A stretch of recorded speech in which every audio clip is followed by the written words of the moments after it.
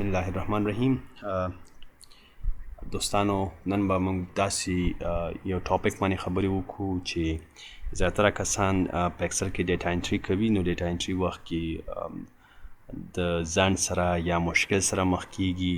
موږ څنګه کولی شو چې دغه ډیټا انټري چې اکسل کې موږ کوو په اکسل کې د یو فارم په ذریعه باندې هغه مخې ته ویسو. نو ډیره ساده طریقه ده، اسانه طریقه ده. تاسو ته زه اوس سټپس بیانوم، موږ سره مل اوسئ. فارم کریټ کول لپاره فایل باندې کلیک کو، بیا به آپشن باندې کلیک وکړئ، بیا به کسټمایز ریبن باندې کلیک. کسټمایز ریبن نه وروسته تاسو به راشئ، دلته به یو ټیب به دلته کریټ کړئ. ټیب کریټ کول لپاره به لومړی څه وکړئ، تاسې د ایریا ته راشئ، دا کسټمایز نیو ریبن خواته، او دلته به څه کلیک کړئ، نیو ټیب. نیو ټیب چې کله کریټ کو، دلته نیو ټیب رینیم کړئ. رینیم کول لپاره زه فار ایگزامپل انټري فارم داسې مې کلیک کو، بیا اوکې.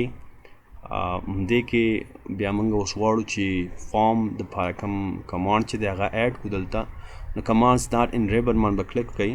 د نه وروسته دا لږ لاندې ډریګ کړئ، دا کوم سکرول بار چې دی لاندې ډریګ کول نه وروسته دلته فارمز به ایډ باندې کلیک وکړئ.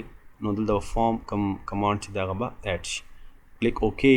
اوکې سره به څه وشي، دلته به تاسو وګورئ ریبن کې موږ سره د انټري فارم په نامه باندې به څه راشي، انټري فارم په نامه یو ټیب دلته را څرګند شي. اوس که زه دا ساحه ورته انتخاب کړم، انتخاب نه وروسته انټري فارم ته راشم او بیا کلیک کړم فارم باندې او دلته کلیک اوکې. موږ سره به څه وشي، دا ایریا به دا فارم موږ سره کریټ شي. اوس که زه دې فارم کې کوم انټري کوم، any entry زه کوم، فار ایگزامپل 1 مې کلیک کو، دلته نیم کې مې احمد ولیکو، علي، پروونس ننګرهار، ډسټرکټ بهسود، کلاس 9، total marks 300 290 and remarks کې past. فار ایگزامپل تاسو مې ورته ولیکو نیو. جسټ ګورئ څه وشلو، موږ سره یو ریکارډ دلته انټري وشو. اوس که بل ریکارډ زه لیکم، نو سیم دویم ریکارډ زه لیکم. دویم ریکارډ کې څه لیکم، فار ایگزامپل جاوید، دې څه دی، عثمان، پروونس یې کابل، ډسټرکټ یې دی سبز، داسې کلاس 10 کې دی یا 9 لیکئ. تاسې څه چې لیکئ دلته انټري کې دلته به 280 او he is passed.